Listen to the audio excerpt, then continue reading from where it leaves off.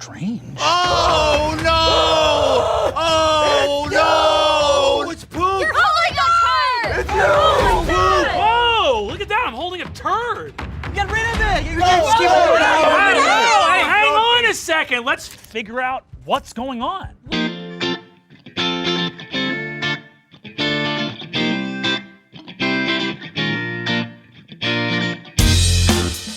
Hello and welcome to Intoxicated Masculinity, where we talk about political culture, drinking culture, pop culture, and all other kinds of culture that come up. Joining me as always is Brandon. Hello, my people. And Kale. Yogurt is a culture. You're a weird person. And hey, wait a minute, we're not talking about Dune. What's this Jim guy doing here? I just never left. He's just been in the room. That's right. We were in the room. So we are going to have kind of an interesting little episode today. We are going to talk about, not debate, talk about debate. But first of all, before we get into that, what is everybody drinking today? Brandon, what are you having? I am having kind of a slight variation on a Chionar Manhattan. Instead of using rye whiskey, which I didn't happen to have, I'm using Knob Creek 9-year. Fair enough. Pretty good. Kale, what are you having? I'm having beer. A beer. I picture just a white True can that just says Midwest beer beer. on the side. They made those. It's like every movie where somebody walks into a bar and says, "I'll have a beer," which no one has ever actually said in real No, life. they say whiskey. What do you have? Whiskey. Give me whiskey. Nobody says that anyway. All right, Jim, what are you having? Standard gin and tonic today. G&T. It's in the wrong cup. I don't care. I'm a savage. I am having I almost said Negroni. I'm having a Boulevardier because I wanted something bitter. Because I am something bitter. So we're going to talk about debate a little bit tonight, and I'm going to set this up by, and I'll probably put up a visual of these. Anna Kasparian from the Young Turks, and by the way, this is not about Anna Kasparian from the Young Turks. I think I've been a Young Turks subscriber for over a decade. I love Anna's work. This is not a hate on her thing. It's sort of more about what happened afterwards. Anna did a debate with Ben Shapiro, which people are probably familiar with. If you're familiar with haughty, stuck-up little douchebags who look like they're 12 years old, then you probably can picture what Ben Shapiro looks like and talks like, except faster and higher and really, really, really, really, really irritating. That's my best Ben Shapiro. And I responded to that tweet. And by the way, the best YouTube videos and podcast always start off with somebody complaining about their tweet. So just bear with me for a moment.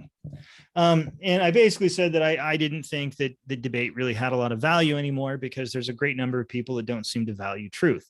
If you're debating Ben Shapiro or Charlie Kirk or who's the other big one, Brandon?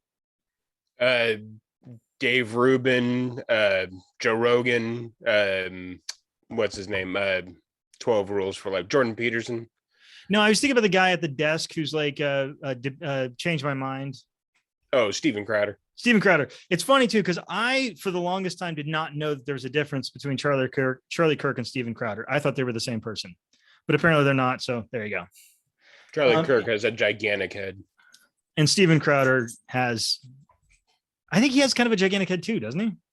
He's got a smooth brain. Well, either way. And so By the way, you already mentioned something that I'm going to argue about. Fair enough. I hope you're not going to try and debate it because I won't do that. No, Now, I'm just going to make a point.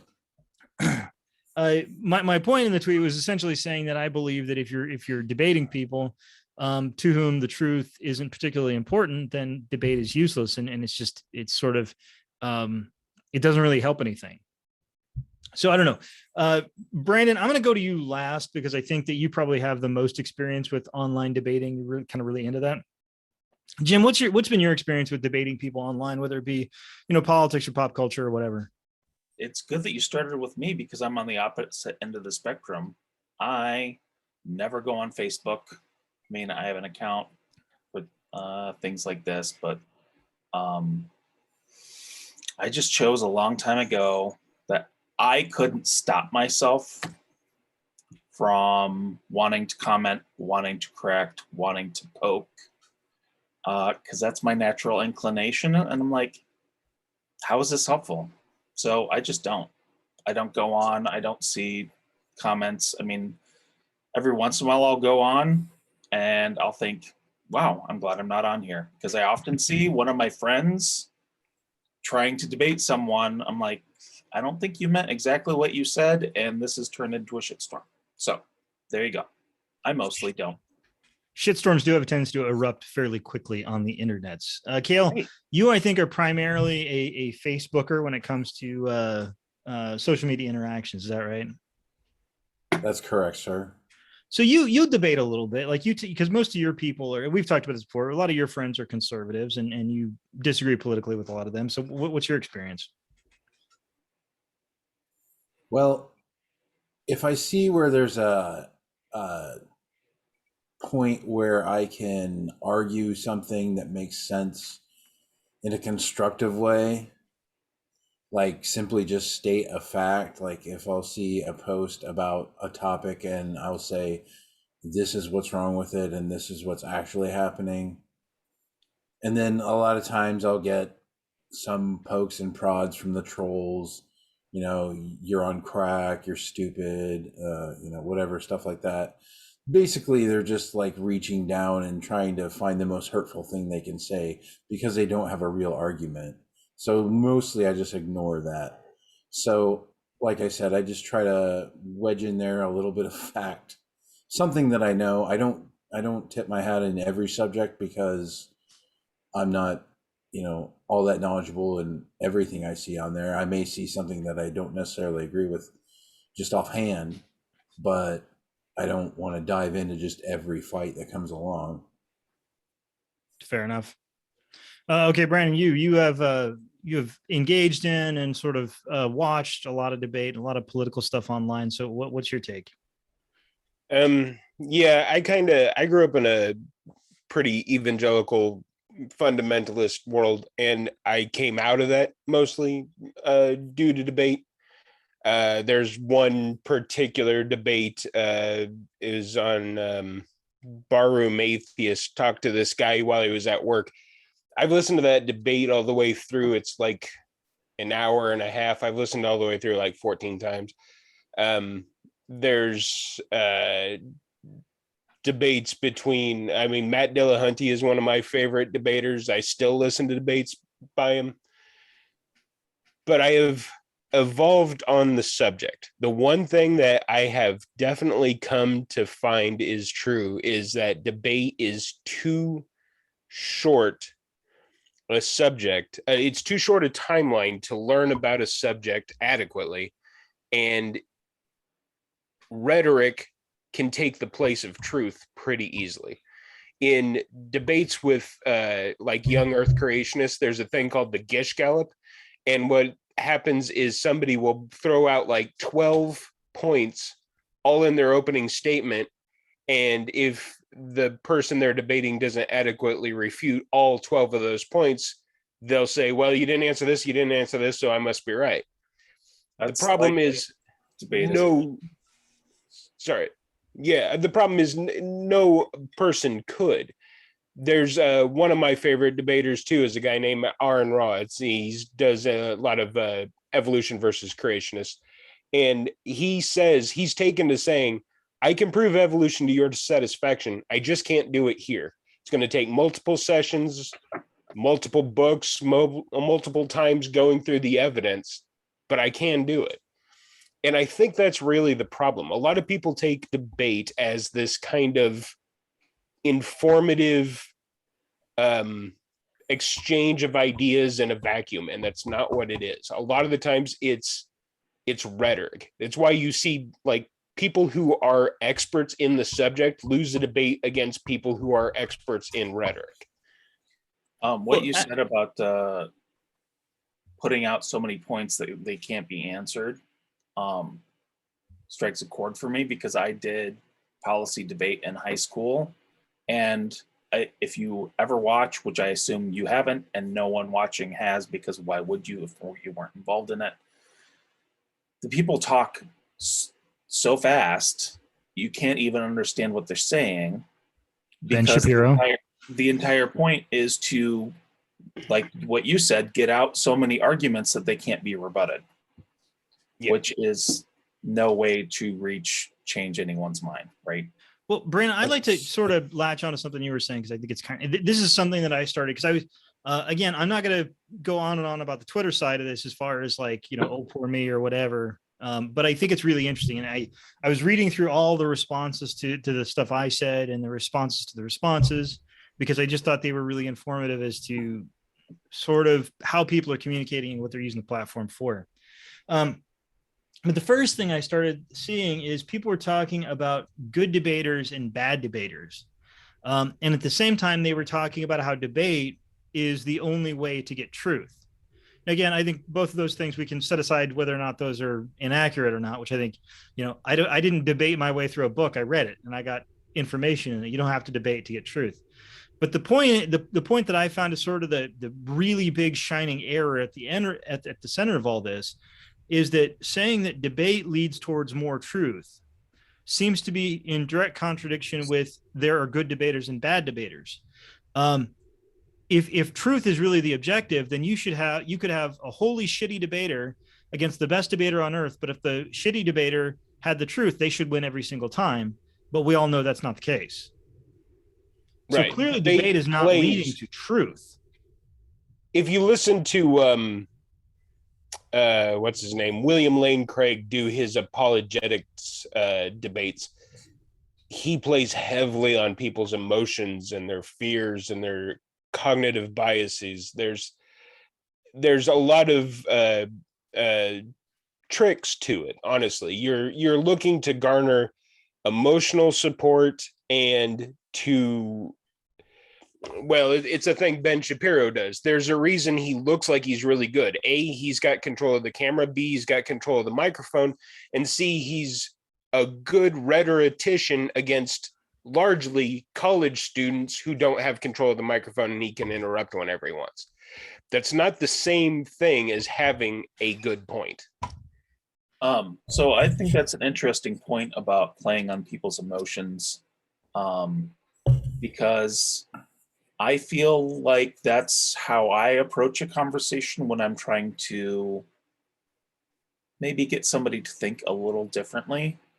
I don't approach it as a debate. I don't approach it as a fact-finding mission, because it seems like that's not very effective. What is effective is to find out on that topic how the other person feels about it, what their emotions are about it, what their values are. Because often if you can approach it with discussion of values, which is much more emotional linked than facts, sometimes you can at least see from the other person's point of view, and maybe they can see from your point of view, which is... I'd say that's largely true. The more skilled debaters will smuggle in the emotion in the fact Trojan horse. They'll put in some nominal facts and smuggle in the emotion afterwards. I think this is a good point for me to interject here. Earlier, Mike stated that he felt like, or at least you quoted as saying that debate no longer has any value because you can fake so much. But I think that it still has intrinsic value because it still sells. Even if it's bullshit, it still sells. You just have to be really good at selling it. Well, let me put it this way. That's the problem. When I say debate doesn't have value, and by the way, I don't necessarily stand by my tweet entirely. I don't know if that's entirely accurate. I think I meant it in a certain context. But that being said, the idea that debate has no value, I wouldn't say that. Again, if that's how if I said that, then that's not really what I meant. I think what I meant is debate in certain context has no value. So when I was going through the responses, I kind of separated them into sections. And one of them was people that were basically saying, well, yeah, debate's really messed up and has a lot of problems, but it still does have some use because, what if there's 2 or 3 people in the audience that are convincible? And I don't really have any intelligent response to those people because they're right. There is some debate that does have value, and there are people in certain audiences that debate does work on. So, to those people, more power to you. You're right. It does have some value. The thing that I think is an important thing to bring up in this context is honest and dishonest actors. Because the thing is, if I disagree with somebody, well, here's an example. I was in Louisville a few months ago, and I talked to a guy. I think I might have mentioned this on another show we talked about, but I talked to a guy at a bar there who is a fairly conservative person, and I'm obviously, a flaming communist. And we had a perfectly fine conversation. And the reason is I started off by saying, look, I don't think you want to destroy the country, and I hope you don't think I want to destroy the country. And if we understand that about each other, and that we both can agree that we're honest actors, then we can have a debate, and again, I'm going to move on to an extension of that later on, but then we can have this debate. But the problem is when you get into the social media realm and into the media realm, then people have, so if, let's say I convinced that guy and I said, hey, look, increasing the minimum wage from $7.25 to $15 an hour is going to help the economy. That's something we should do. And if that guy understands my evidence, and if he's like, oh, this guy's making sense, yeah, maybe we should do that, then he'll change his mind. But if you have somebody, and by the way, that's another thing that I think people that are into debate need to understand, is that changing people's mind is an incredibly, incredibly difficult thing. Just on a base level, we don't like to change our minds because we believe ourselves to be intelligent, coherent, reasonable people, and that have all come to all of our beliefs through intelligent and reasonable methods. And so if somebody is telling us that one of those beliefs is wrong, well, clearly they're an asshole. So even in the best of times, convincing somebody that they're wrong about something, or even convincing them to alter their position, is difficult. But if you add on to that somebody who is in the media, who is on, Chuck Todd or one of these other political roundtables, they're never going to change their mind because they're getting paid. They are in a position to believe what they believe. In other words, they don't believe what they believe because they came to that position. They're in a position and get paid to have those beliefs. And so that's a dishonest actor. And when you're talking to a dishonest actor, there's no debate to be had because they're never going to change their mind because it is in their both sort of mental and financial interest to never change their mind no matter what. I have an interesting question about that. Well, I have. Go ahead. Sorry. Do you think that almost everyone that has a financial incentive that appears on TV knows that they're a dishonest actor, or do they have financial incentives that help warp their worldview? Because often we like to believe the things that are in our own self-interest. Oh no, that's a great question. There's an old political maxim that states where one stands depends upon where one sits. So in other words, if you're somebody who graduated with a degree in political science and the first job you got was working for a lobbying firm for, the cigarette industry, now that's obviously an extreme example, but let's say it's like for the pharmaceutical industry, you're going to start to think, because it behooves you. You can't go to work every day and think, I'm an asshole who's trying to prevent people from getting life-saving drugs. You're going to start to think to yourself, well, I work for a company that develops medications that save people's lives, and I go to Congress to try and get those medications more easily into the hands. So does that person really believe it, or have they deluded themselves into believing it? I don't know. It's probably a combination of the two. And different with some. I mean, there's some people that are just sociopaths, and that literally, if you sat them down, away from the sensitive ears of the world, they'd say, no, I did this because I make fucking money. And that's all that matters to me. But I think that's an extreme example and definitely not, the majority. Yeah, go ahead. Oh, well, what I was going to say was, since it was just fresh in my head, recently saw a news story about a homeless person downtown apparently had lifted up a grate behind one of the buildings in an alleyway and fell down like 25 feet or whatever, and there was like a big electrical knot there for the power of the building, and they said that it could have killed him and all this.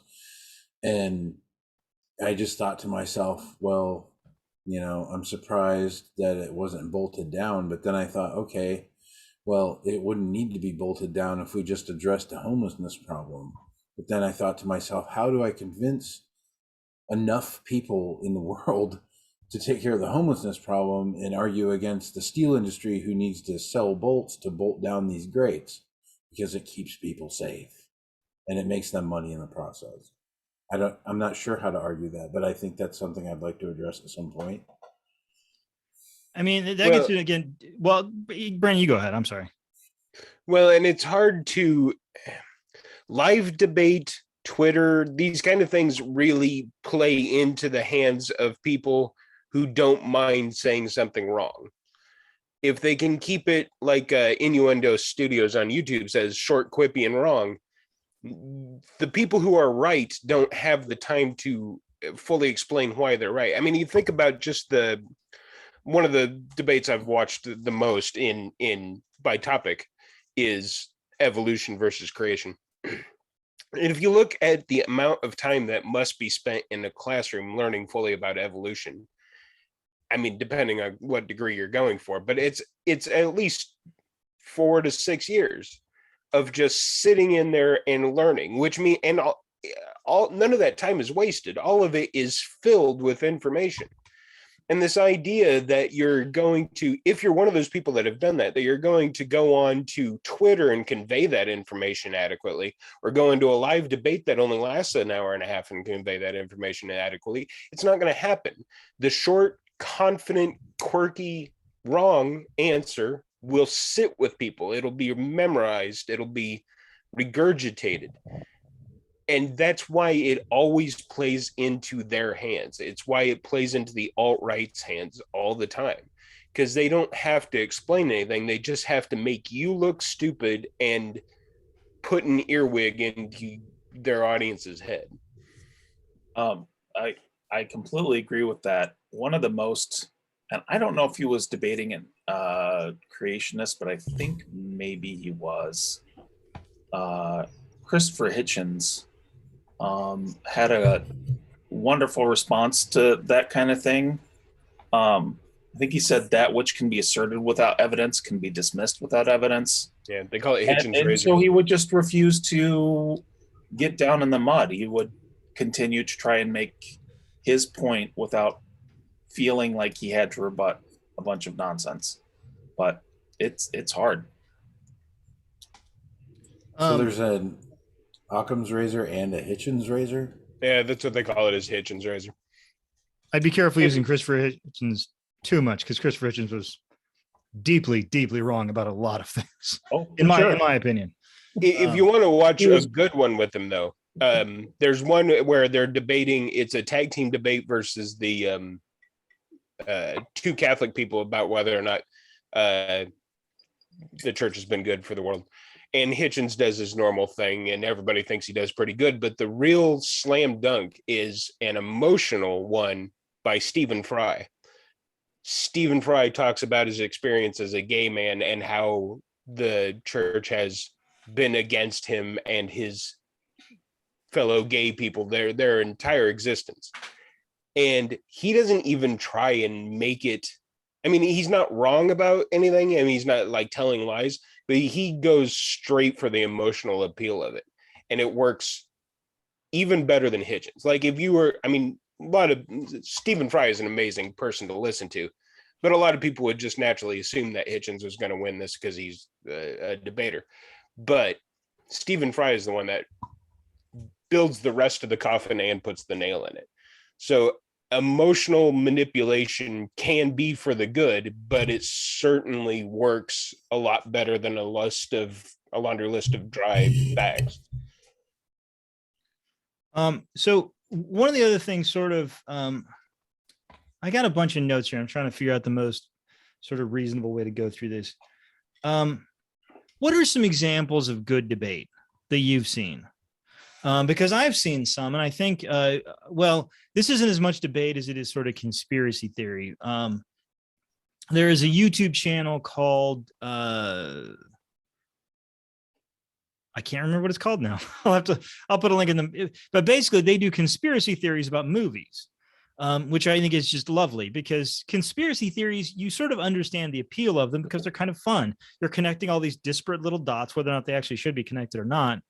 But the problem with conspiracy theories is they can be incredibly dangerous because people start to believe these things, and it's BS. But if you're doing it just with movies where it doesn't particularly matter whether it's right or not, where it's like, oh, are the Terminator and Predator franchises actually one universe? Gasp. It's like, I'll watch that video because it's fun and that type of thing. So there are definitely situations out there and sort of debate, like in pop culture, you'd have somebody debating like, okay, what's the best, Halloween movie, or just watch the first Halloween movie. And as long as people are having fun, that can be really good debate. And you can even learn things about the movies they're talking about.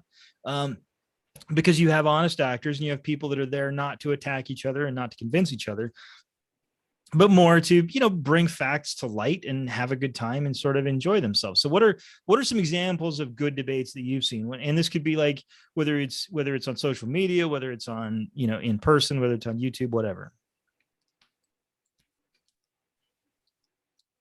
Anybody? I was going to say it really shouldn't take us this long to come up with good debate. Or I think I've proven. So I will start. I don't know how good of an example this is, but it's the only one that comes to mind. Is Andrew Sullivan's website, The Daily Dish, that he did for a lot of years. He didn't allow comments, but he allowed readers to write him emails on the things that he was saying, and he would reply. And he would reply to several of them, and often he would discuss the same topic over a period of time. And so you really, he would, fairly thoughtful, but like all of us, has blind spots. And so you could see, if you read for a period of time, you could see that sometimes he was persuaded and sometimes he would refine his thoughts on things based on the interaction with the readers.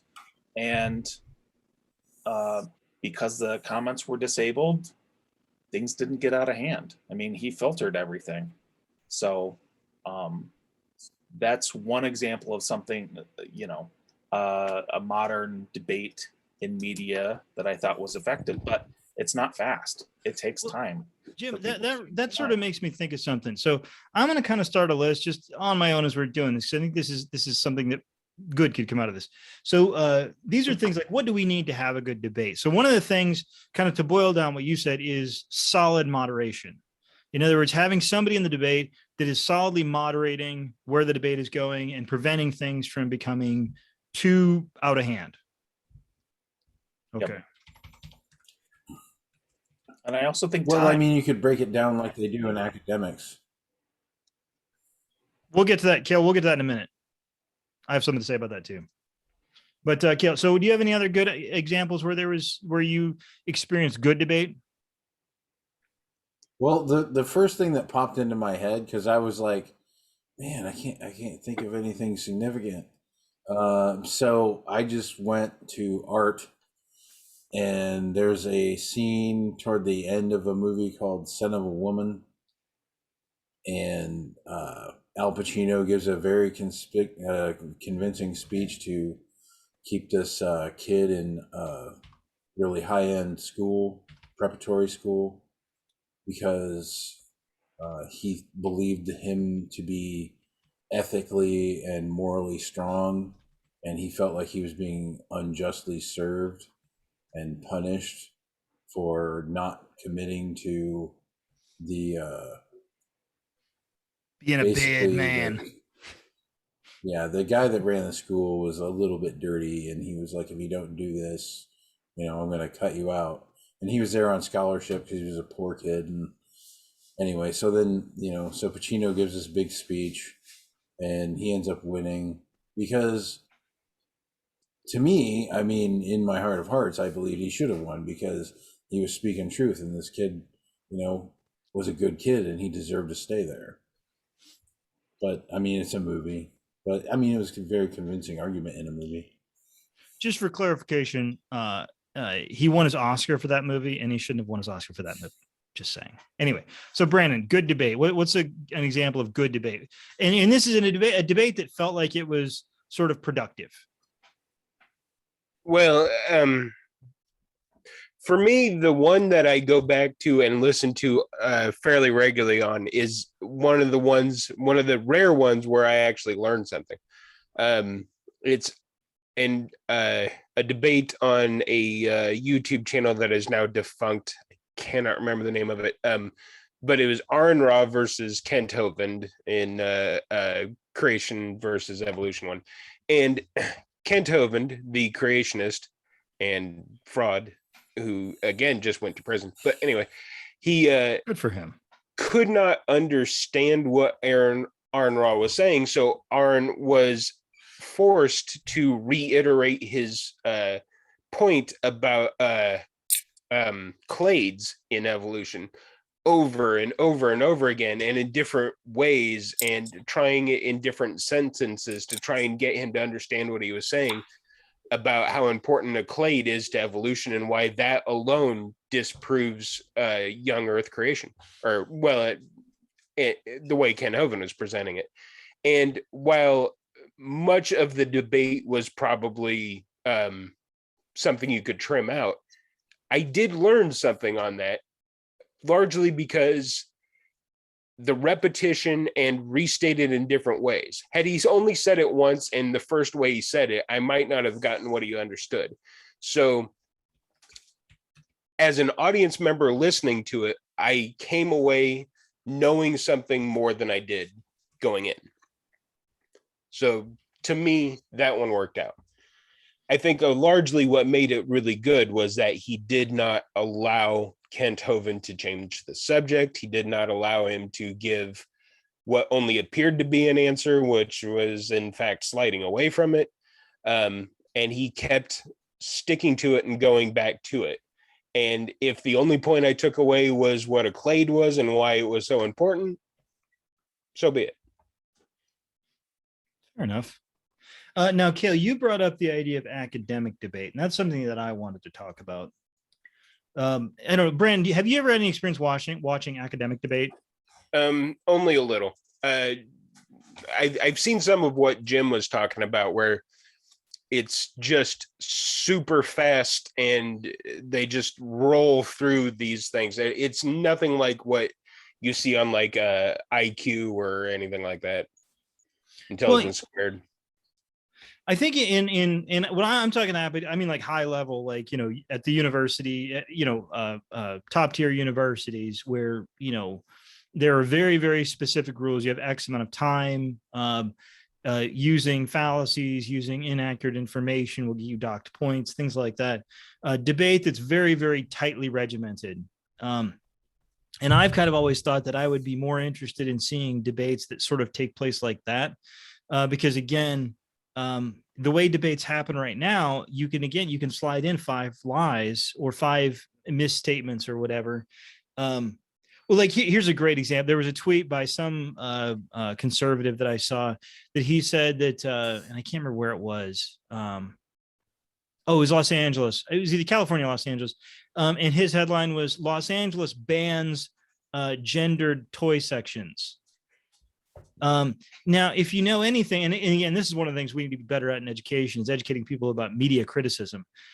Because if you know anything about the media and you know anything about media criticism, you see that headline and you're like, no, they didn't. That didn't happen. Yeah. I know just a priori knowledge that the thing they're saying is not true. But I'm going to go in and read the article real quick and just make sure, because I know, 1 second, Kale, because I want to make sure, because again, we shouldn't rely on that a priori knowledge. We should make sure we're looking at the thing. And so what did the law actually do? The law said that chains with over 500 employees had to have a genderless toy section. So in other words, a section of toys which was separate from the male only and female only. So as you can see, that clearly is not banning. It's not even close to. It's not in the same category as banning gendered toy sections. Also, can I just say that already exists? It's the Nerf aisle. Right. I mean, it's the. I mean, again, this law is probably going to affect 5 stores in the entire state of California, and it's going to make them move their shelving around a tiny little bit. It's a nothing law. And yet this person is saying, oh, boys can't buy Hot Wheels anymore. Actually, I'm not even sure if anybody buys Hot Wheels anymore, but you don't understand what I'm saying. And so that's the problem with regular debate, is people can say things like that. And I don't know, it's this sort of combination of bad actors and bad arguments combining to muddy the issue. And that's sort of the main purpose that I've noticed. And this is something that I've been noticing, especially in the conservative movement for, 25 years, where the first big one, the first one where it really started to come to my attention was during the lead up to the Iraq War, which I know something about since I fought in it. And the conservative position was always to keep the issue as muddied as possible so you could just keep it 50-50. When you were talking about weapons of mass destruction in Iraq or freeing the people of Iraq or whatever other argument they made, it was never a definitive argument. It was always an argument to the tie. And it reminded me of an episode of Star Trek: The Next Generation, because I'm a giant nerd. And Data was forced to play three-dimensional chess against the best three-dimensional chess player in the galaxy, or in the quadrant, right? And Data played him several times and kept losing to him over and over and over again. And finally, as the episode goes on and Data learns a lesson, because everybody's got to learn a lesson in an episode, and he finally plays the guy the final time, and the guy gets up after playing for a while. The guy gets mad, gets up, and just walks out of the room. And LeVar Burton's character asks him, "Did you beat him?" And he's like, "No, I tied him." And that's what he was playing for. He was playing the entire game to just tie him. And that is, I think, a lot of times what happens in these debates is people are playing to a tie, because if you play to a tie, then you didn't lose, and you've still kept 50%, or you've certainly kept all of your followers if you play to that tie. So I don't know. What do you guys think about that? Sort of playing to a tie. Well, I always loved that episode, by the way. Yeah, it's a great episode. There's one, it probably falls into the previous category more of a good debate. Sam Cedar ambushes Steven Crowder and appears on H3H3's podcast, and it comes out of nowhere, and you can hear the "oh shit" in Steven Crowder's voice. And while no debate actually happened, I think that one ended up being good, because I think that his image took a knock on that. But you see, I would use that as an example in the opposite direction, because I watched that and I hated it, because also they yelled at each other for about, 45 seconds or something. And then Steven Crowder went away. But again, I think that's my problem with somebody like Sam Cedar. Sam Cedar I like, and I watch his channel, relatively regularly. But I don't think he believed that there was going to be any debate that was going to happen there, not any real debate. And so I think that basically Steven Crowder's fans would walk away and say, well, this guy assaulted Steven Crowder when he wasn't ready. He was just doing this conversation with this guy. And Sam Cedar's fans will walk away saying, well, he kicked his ass. And it's like, but nothing actually occurred. No ideas were put across, and no debate happened. But Steven Crowder's, who's had at no other time any problem with that kind of thing when he's the one ambushing, his machismo image that he likes to craft definitely took a hit on that one, though. But took a hit among whom? Because I don't think his fans probably believe that the at all. Possibility of possibly new followers among those people. I'm skeptical. So speaking of fans, I will say, for me, a lot of debates that appear to be, 50-50 or not really have any resolution is because not only are you dealing with dishonest actors, but you're dealing with people that aren't trying to convince people. They're trying to motivate the people that already think the way they think. And they're using coded language that the other side of the audience doesn't even understand, like the implications of what they're saying. Yeah. And I feel like, well, a lot of that can be dog whistling. Right. That's exactly what I'm talking about. And it seems like so much of the time we're in a country where everyone's talking past each other, even if there's a media debate online or in the media, it's also talking past each other, because we're not talking to everyone. We're talking to 35% or 40% here and there. Well, and again, you have motivated reasoning. You have people who are being paid to make their followers feel like they're already right.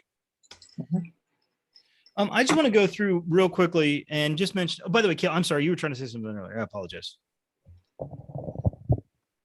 Oh, I was just going to mention all the things that you've just spoken about in the last, 5 minutes now, between just debate itself and social media and just the network media and all these other topics you're talking about, trying to convince other people of certain things. Now, on top of this, technology comes in.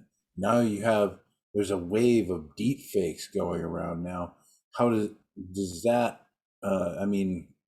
affect all this? When you go on Facebook, you're already arguing with people, and now say 50 million people have seen a fake video that somebody made to contribute to some political ideal on one side or the other, and that's completely fake, and now you have to argue with that too, on top of arguing with just regular people. Yeah, I mean, I think it's another layer of bad actor, of dishonest actor, and it's not really different, but it's just kind of more with like a slight variation. I mean, Dangerous. there are bots. There are tons and tons of bots on Twitter, and I'm not somebody who goes around calling out bots because nobody knows who a bot is. I mean, sometimes it's kind of obvious, but a lot of times you don't really know who's a bot and who's not a bot, but they're out there. I mean, it's very clear because you can see patterns that these things will play into. And so they're just bad actors that are like not even really actors. They're like bad, just, like a horde of locusts or something. Well, and there's also the completely removed inhuman aspect of it in the algorithm. Yeah. Someone was just talking in one of their videos. It was pretty good. If I can remember it, I'll have Mike link it later. But they were talking about putting out, scientists put out like 100 different bots onto TikTok, and they would have them take longer watching one video and then see what happened and see what their recommendations were.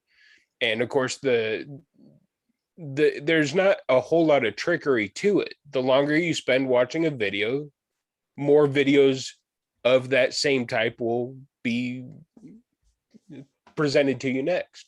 Well, and it's not, I mean, the algorithm is cross-platform now. I mean, it's not even just YouTube. I've just been building a new computer. And so now every time I open YouTube, I get advertisements for EK water cooling. Because I've been videos about it and videos on water cooling and all this other stuff. It's all cross-platform. I mean, the one that I think I've used before, but I think, again, talking about the Young Turks, Cenk on the Young Turks said that his dad was telling him he was amazed when he was looking at Facebook at how interested people were in Turkish news. And he didn't understand that it wasn't people on Facebook that were interested in Turkish news. It was and the algorithm is just going to show him what he wants to see. Which creates sort of the bubble. Right. It contributes to the personal bubble that everybody sort of exists in this personal little bubble where you only see the things that you want to see. And then so when you get on Twitter, and you say a thing and people disagree with you, it's like, oh my God, nobody disagrees with me. What's happening? But just briefly, I wanted to go through kind of some of the responses that I got, not specifically. I might put a couple of them up, I might not. So the two kind of primary things I got when people see somebody on the Twitter they don't like is just either personal or partisan attacks, which those I just kind of filtered out because people are mean and like people want to say mean things to people. The one that I thought was kind of the most interesting. So in my tweet, I was talking about debate being not helpful, especially when you're talking about people that don't value truth. And the response that I received a ton was saying that I am somehow closed-minded, a know-it-all, or that I don't want to look at other views. And again, it's this thing where people have this predetermined idea because in sort of one of the first notes I wrote down that some people just like debating. Like Brandon, I think you really enjoy debate. I think you sort of enjoy the process of it and the process of debating. And so I think for some people, if you like debating, then you're going to find reasons why debate is the most important thing. I mean, like, for example, perfect example is me building this new computer. When I render videos on my computer that I currently have, it takes X amount of time. And I think, well, if I get a new computer, it could be like this amount of time. In reality, I don't need it, but it's something that I'm interested in. And so therefore I have increased its level of importance in my head, in a sort of subconscious way. And so I think the sort of know-it-alls or I'm closed-minded are a lot of people that are like, debate is clearly the most important thing. But the problem with that line of thinking is there's a million ways to learn things. I mean, you can watch videos, you can read books, you can talk to people. Debate is by no means the only way to learn or acquire information or to change your mind. I mean, debate, I could argue, is maybe one of the worst ways to change your mind. It's not even the best way on the internet. I was responding to one of your comments, and long form video essay response back and forth is a great way to do it, because then somebody can say something, take the time to give. I mean, it's still, depending on the subject, almost by necessity going to be a brief overview of it, but they can certainly get out more of the critical information in a more succinct way than they could on a live debate. And then somebody could take the time, go through it, check their sources, video the whole thing and say, well, this is what I think, and this is my sources, and put it all in the link. I mean, it's a much more slowed down, thoughtful pace of things, and you can actually learn something from there. It's still never going to substitute for classroom time. You should still take not an expert, because that's argument from authority, but consensus of experts in the field. Go ahead, Kel.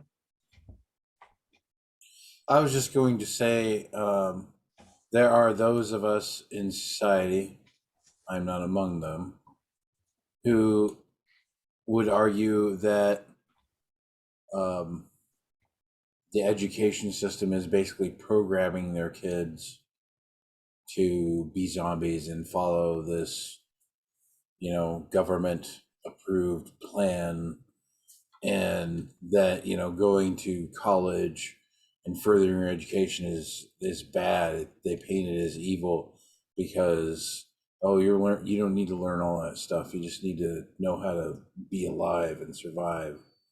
What do you say to them?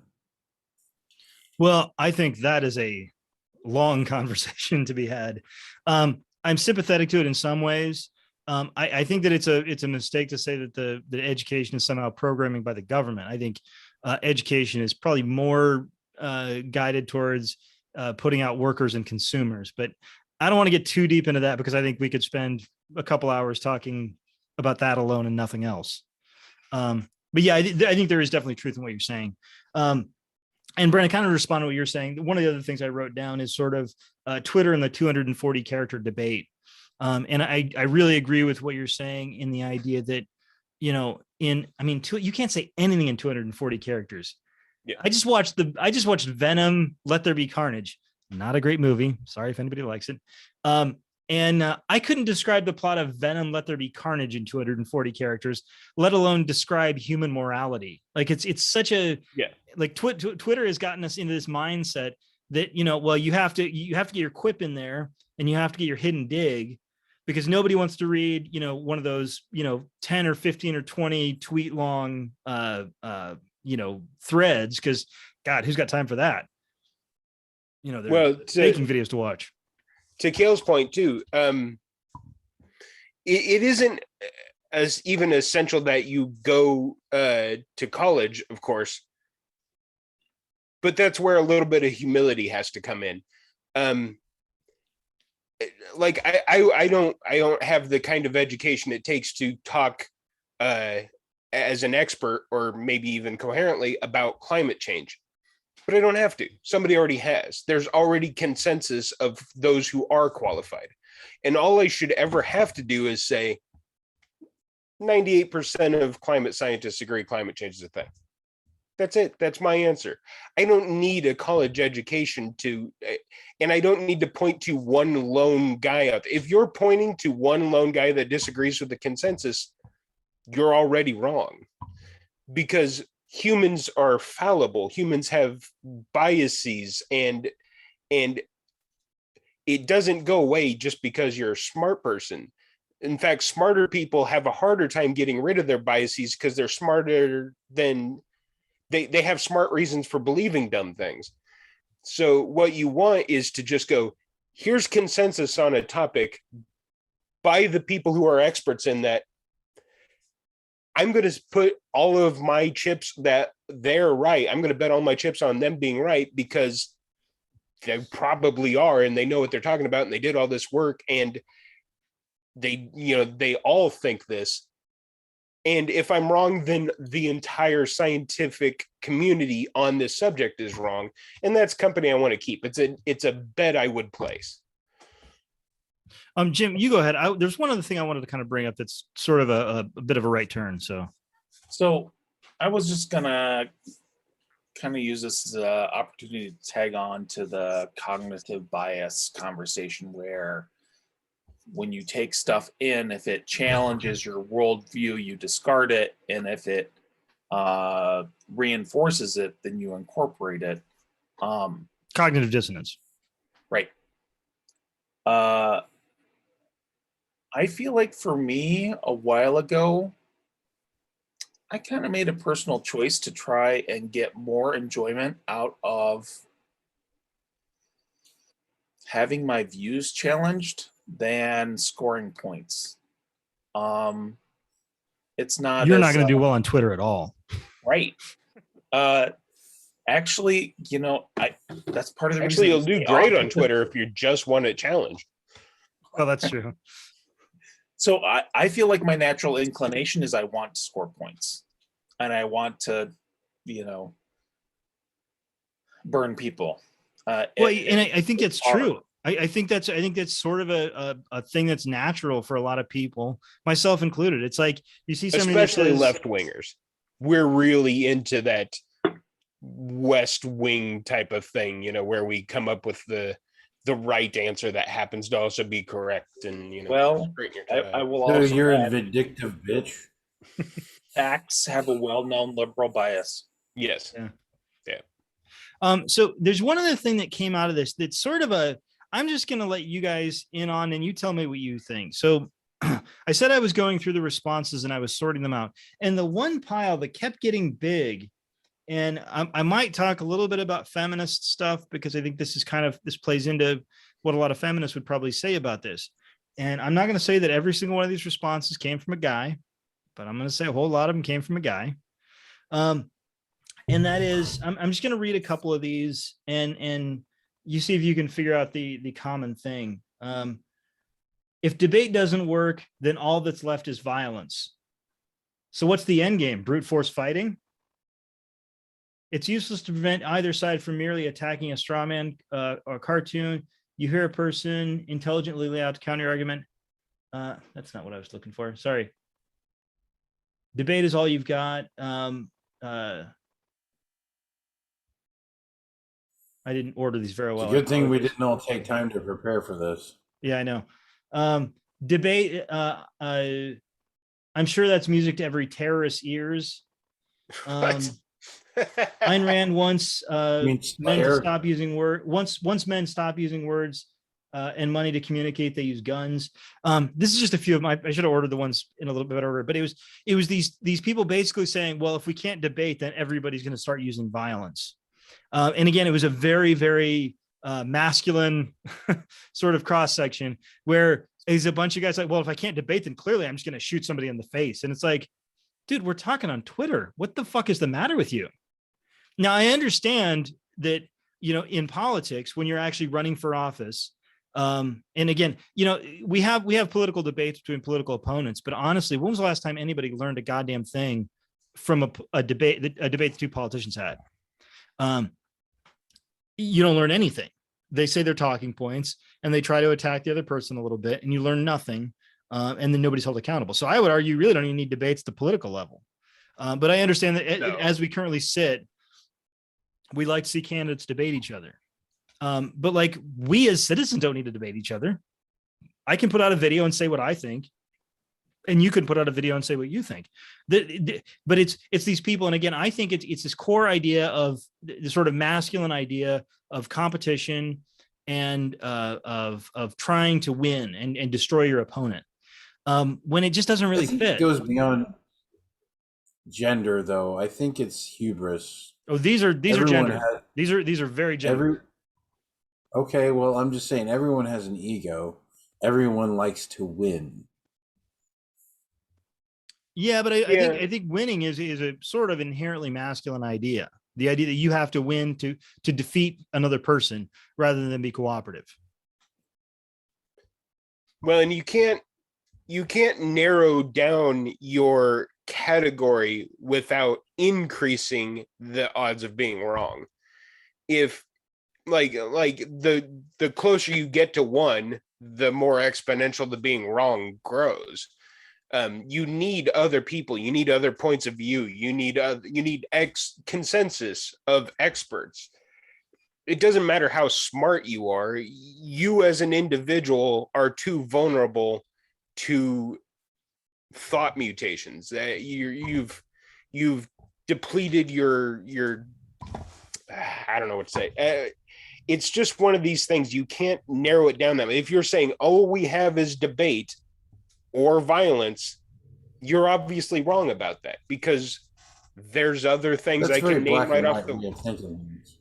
It's like, I mean, there's school, there's books, there's other ways of talking to each other. I mean, it's just off the top of my head, you have narrowed it down so much that the wrong becomes more concentrated. You need to expand more. Well, I mean, Pfizer, Moderna, Johnson and Johnson didn't debate their way to a vaccine.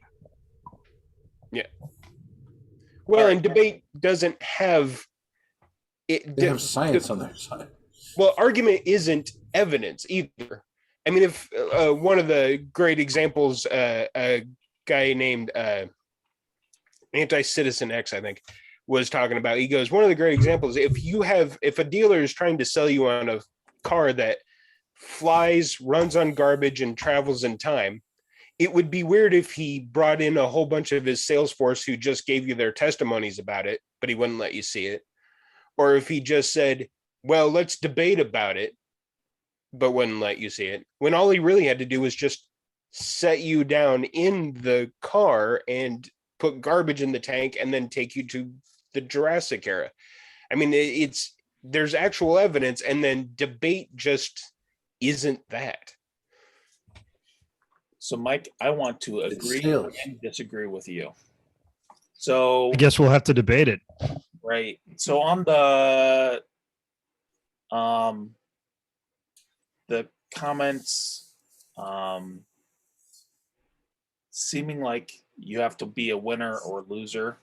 I think there's a lot to that, and I think there's a lot to that in so much of the discourse. And I think it's very, I don't know, unfortunate, because I think there's so many problems. Honestly, anything that has to be debated, it's not a win and lose situation. It's asymmetrical, where what needs to happen is we need to find the thing that's most important to you and most important to me that we can agree on, and the other things can be shifted around. And there's too little of that going on. On the other hand, I will say the commenters were, I don't want to say they're right about violence, but to a certain extent, globally in our society, I have concerns that we aren't talking to one another, and we have. Let me clarify. Let me clarify something, because this is important. And this is what I think. If I would have responded to any of the people, which I didn't, Point of interest is incredibly important. When I say that debate is useless, I don't really mean that exactly. And again, if it's more than 240 characters, I probably would have been more clear. there are certainly areas where debate is important, but there's also areas where, and this is something I talked about earlier that I was going to get back to, where conversation is important. There's a famous book which I've talked about in here, and I'm not sure if I've mentioned to you or not, but it's a game theory book called Fights, Games, and Debates. So essentially, and I'll reiterate it because we've mentioned it before. I'll just reiterate it again. Essentially, if you are in a debate, you are attempting to convince somebody. If you were in a game, you're attempting to defeat somebody, and if you were in a fight, you were attempting to injure somebody. So it's important to understand what kind of interaction you're a part of. And I think that people online say they're in a debate, but really they're in a fight. They're not trying to attack each other. And what I think is there should be a fourth category that is a discussion where you just talk to people and you go into the conversation where you want to say, okay, these are the things that are important to me. These are the things that I think are important. These are the values that I'm bringing to this discussion. And these are the things that I think that should be made to have value in this discussion when we decide what we're going to do. And then you say, okay, these are the things that are important to me when we figure out, take it back to the early part of the country when they would sort of quote unquote debate whether or not to, build a bridge over Babbling Brook, to get to the local church. It's like people would say, well, there's another bridge that's just a quarter mile up. We can get there. And other people would say, yeah, but some of the old people can't get to that bridge. And so people would talk about these things in sort of nuts and bolts kind of ways. And it was much more a discussion than it was a debate. So I think absolutely it is a problem we aren't talking to each other. And I agree 100%. There's a whole bunch of people that are just existing their own bubble, but I don't think debate is the only way to reach out to those people. Well, I would agree with you that actually debate is a terrible way to reach out. Probably. I'm going to declare myself the winner of that debate. Yeah. Yeah. You get a participation award. Yeah, that's kind of all I really wanted to talk about. On this little, I've started to make this list when we started talking about debates we like that were good. So maybe you guys could come out and just say what's something that would, if you were going to have a debate with somebody and you wanted it to be a mutually productive debate where you could expect things to be fair and it to be productive, what would you add to that debate? What stipulations would you have for that debate?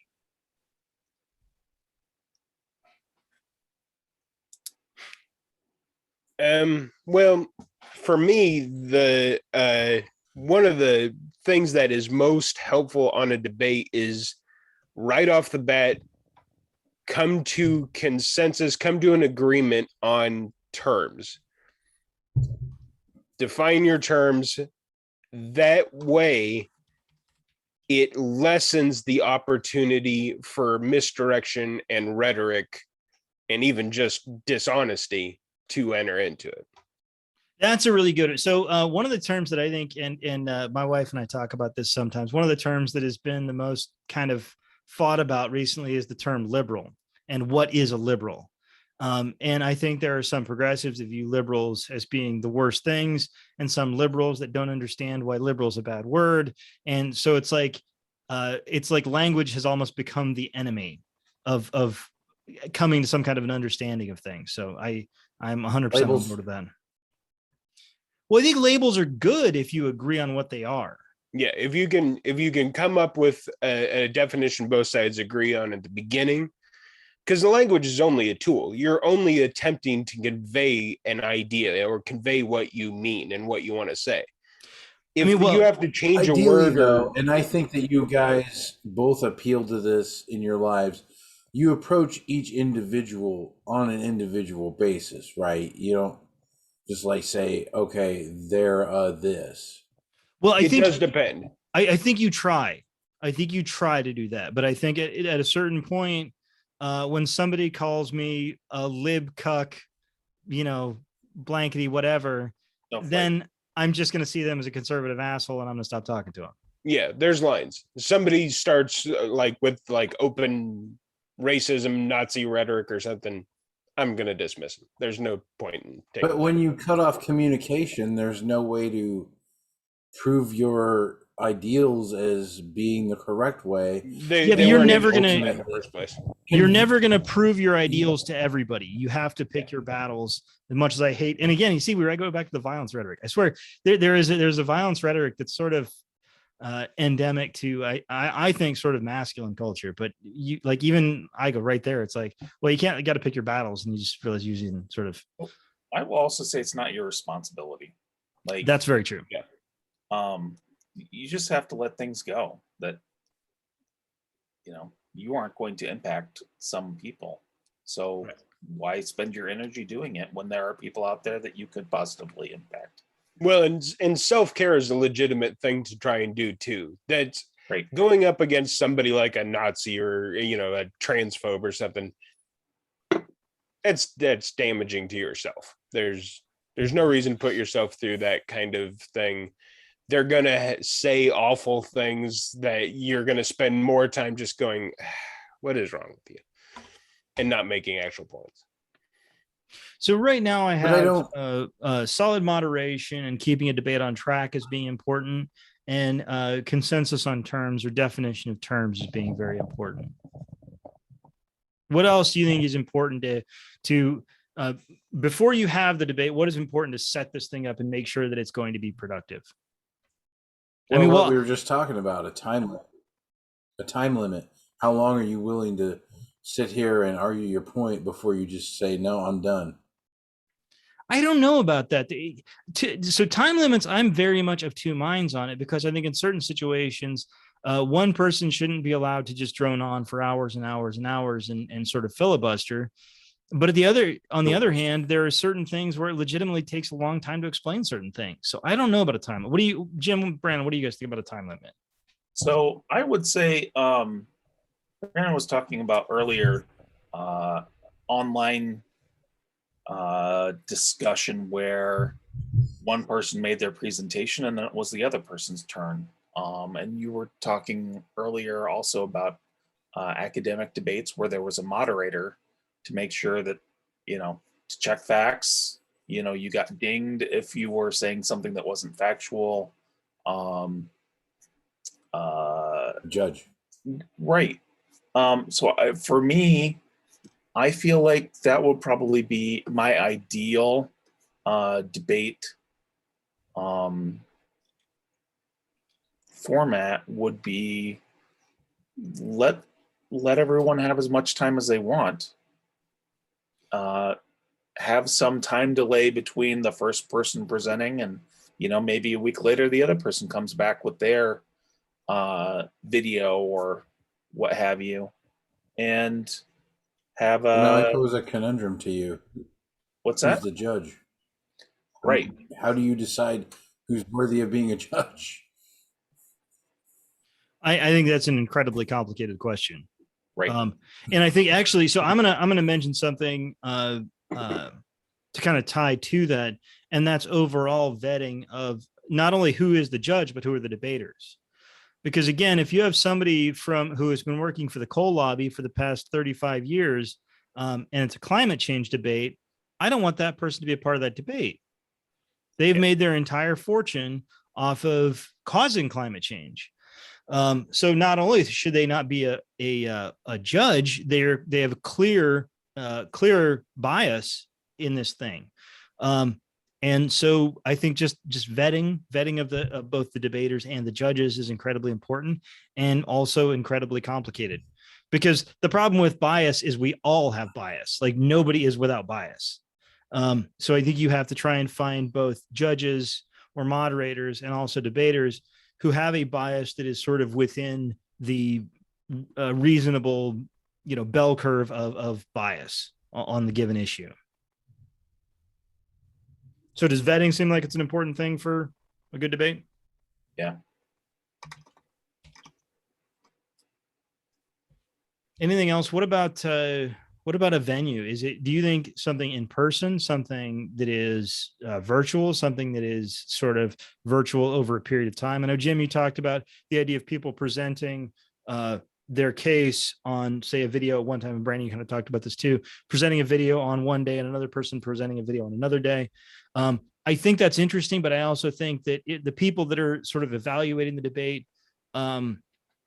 might have the what's the bias for the most recency bias, where they sort of tend towards believing the most recent thing they heard. Yeah. So I think it's important that the things not be too spread apart, like not over the course of months or something like that, but maybe over the course of a week or something like that. Does that sound reasonable? Yeah. As far as to go with what Kale was saying about time limits, I mean, time limits can be useful. I mean, it's the banks of a river that dictate the flow. If you had some reasonable timeline and say, okay, this is the time we're going to use for rebuttal, you can keep people from droning on. Of course, there's always the point, if you make it too short, then you can't get any reasonable answer. It would really have to be the times would have to be acceptable to both parties as they go on. So, you know, they have time to prepare for it, you know, and whittle down their response to what they think it's going to be. But I still think the video essay is probably better. Yeah, you could probably make a case for when it should be responded to. I mean, people are busy. I would. Well, I'm specifically talking about a live debate. Yeah, I think live debate is one of those venues, though, that is just going to be inherently flawed and biased toward the dishonest actor. Because, So, like, in a debate with a whole group of people, you don't, you know, like a whole audience watching, you don't have time to Google what they just said and make sure that it was on the up and up. Your bad information is going to get out there, and there's virtually nothing you can do about it without putting people to sleep in the audience and losing points no matter what you do. So, Cale, you kind of mentioned the idea of a judge, and I kind of brought up the idea of a moderators. But I think there's actually, when you have a debate, you have the two parties to the debate. You know, the one side and the other side. First of all, and the thing that complicates all this is the problem that basically no issue has two sides. That virtually every single issue that you can think of is going to have many sides. And I don't really want to tackle that because I think that makes things too complicated for our purposes here. But just if we assume that a debate has two sides, which we all agree it doesn't, I think we all agree, then you actually have three other parties to the debate. You have the moderator. So it's the moderator's job to decide how the two parties interact with one another. I think another group that needs to be included is fact checkers. It's one of the things that politicians are incredibly reticent to include in debates. I wonder why. Is somebody that is there not to debate the sort of the ergonomics of the debate or to judge the merits of the arguments, but is simply there to look at everything that each debater says and says, is this objectively true or untrue? And then obviously the third and maybe most important party to the debate is the people that decide whether or not one or the other side made their case more persuasively. I would guess that those fact checkers would be on the hatred scale, roughly on the terms of like an NFL ref. I would say that would be the low end of it. I find it so fascinating that fact checkers are, like, if you're talking about political debates, fact checkers are out there. They exist. They write articles, but it's not the focus of the coverage. The coverage is who made the most impactful emotional plea, and they interview. They pull people. They have a live audience. They never like say, "Hey, live audience, here are the things that this person said that was true or not true." Yeah, as somebody who's a fan of political debates, it's a whole side conversation. Like, it doesn't even matter. The fact checkers is basically one bullet point at the end of a debate. Yeah. They'll talk for 3 hours after a 3-hour debate. And what the fact checkers said was right or wrong is something that is mentioned 5 times in those 3 hours. If you're lucky. Yeah, and it never gets tied into the rest of the conversation. It's complete esoteric discussion. So fact checkers are important. They are important. They're just misused. Right. I don't know. I just feel Okay, like coming out of this, I just feel like if whether for the audience or just for my own personal sanity, like, you know, how is debate? How could debate be improved? What would be a good way? What would be a proper way to have debate? And I'm sorry to interrupt you, Kale. Go ahead. no, I just want to. You guys are going on here, and I kind of want all your opinions on this because I want to propose an idea to you. I present to you a double-edged sword. I'm bringing it back around because there should be a recorder in this debate. Let's make this fully judicial. But here's the thing. We already have one. It's called the media. But we've already talked about how the media can be manipulated and misconstrued. So how do you guys feel we approach that aspect of it, of someone genuinely reporting, you know, well, you said this in 2017 and now you're doing this. How do you propose that these things come up and that they're just proven rock solid? This is the evidence. This is the fact. This is what it is. Well, typically the best way that I've seen, and Brandon, you can probably, I think you'll probably agree with this. We'll see. The best way to report a debate is to basically have the video unedited, basically available on all, you know, video platforms. That way. And again, if it becomes more complicated if you do it over a long period of time with video essays and whatnot. But you basically just allow everything to be accessible to everyone who is the judge of the debate, which in this case, I guess, is just the American people. And you just make sure that nobody can edit any of the video. I want to pick a new judge. Well, good luck. Well, and again, I can kind of come back to consensus. On my Twitter, I have an entire a list of news sites that have not failed any of their fact check reviews. Now, of course, if one person was doing the fact check for all of them, you wouldn't trust that because that guy could easily be paid or have a gun to his head or his wife being held hostage or any other, an alien conspirator. I mean, just any other thing you can think of. But if multiple sources have checked those sources and said, yeah, we found this fact to be true, and they linked their sources and we vetted those things. So a lot of the times, there's been times where my some conservative family member on Facebook will say some deranged conspiracy theory and ask me to look into it. And I'll just say, well, I went and checked. The list is called Scrap Tub News. It's named after a thing at work. I went and checked my Scrap Tub news list, and none of the legit sources have said anything about it. So, it's my own little version of Hitchens Razor. It's like if the legit news sources who have passed all their fact checks don't use, they only use a minimum of inflammatory language. They're trying to be as neutral, and you can't get rid of neutrality. You probably shouldn't, in fact, get rid of neutrality, but you can minimize it. And if none of those people are talking about your so-called 5-alarm news story, I'm not going to worry about it. I'm just going to dismiss it without evidence. Yeah, Facebook is such a great news source, isn't it? Jim. All right. I think I'm going to go around the horn here and ask everybody if they got any final thoughts. I basically kind of got out what I wanted to.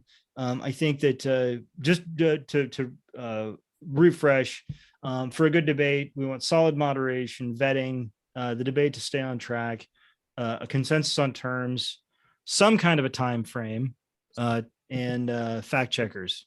Does anybody have anything else they want to add on that accord? No, it's good. Okay. All right, Jim. Go ahead. Sorry, go ahead, Jim. No, go Jim. Go for Jim. I'm asking him for his final thoughts. If you have another rule you want to put in, tell me now. No, I thought he had something to say. I have final thoughts. Okay, Jim, go for your final thoughts. You can edit this. No, Kale, I'm not editing you. Everybody will see you in your fullest. I feel like God damn it. My final thought is, for most of us, we need to be having discussions, not debates. The only other thing that I would say that you said recently in the discussion that I thought was really interesting is, why do we only have two people in the debate? Why don't we have multiple people in the debate? And I think that could really change a lot of, like, if you're actually having a debate, make it more than two sides. Because like I said earlier, a lot of these issues are asymmetrical. It's not, one side versus another side. There's these issues are complicated, which is why there's not an agreement on what's happening. Fair enough. I agree. Kale, go for final thoughts. Okay. Two things. One, the point of debate. Someone said a long time ago, I guess, that the object of debate shouldn't be victory, but it should be understanding. And also, you should believe that climate change is real and you should get vaccinated. Yes, please, everyone do that. Brandon, I'm sure you don't have any final thoughts on debate. Well, I mean, all of this aside, I'm not going to stop watching debates. It's still something I enjoy. Most good points, or most places where I've learned something on a debate, was accidental at best. I mean, somebody said something that clicked with me, and even if they were smart and right all the time, what clicks with me, I am an imperfect receiver. It doesn't matter how perfect the transmitter is. So there's going to be only a few times where it actually hits me the right way to learn something, and the rest of it is cutting room floor kind of stuff. But it can spark an interest in an idea, and then you can go spend the time looking up that idea and fleshing it out more for yourself. I would urge you not to make any kind of final decision based on a debate alone. Learn what rhetoric is, learn what manipulation on an emotional level is. Take your time, even if you like the way a guy sounded, and it's almost always a guy, it's almost always a white guy as far as that goes. But Pretty much. Take the time, look up what he said. A lot of times people will say, and you can look it up, as a means of forestalling you actually looking it up. Take your time, do that, go look it up, read what it says. Again, don't buy the headline. The people who write the headlines are usually not the people that wrote the article. This is a whole nother thing we could do on media literacy, but if your article has no links in it to sources, it's probably a fake. Just take your time. And if you come to the point where you're like, I just don't know, figure out who does know, figure out what the consensus on that is, and just adopt that position. You'll be more right than you are wrong. Yeah, I guess to finish out, I'll kind of reiterate what Brandon said, because I think it's really important. He said, don't make a final decision now.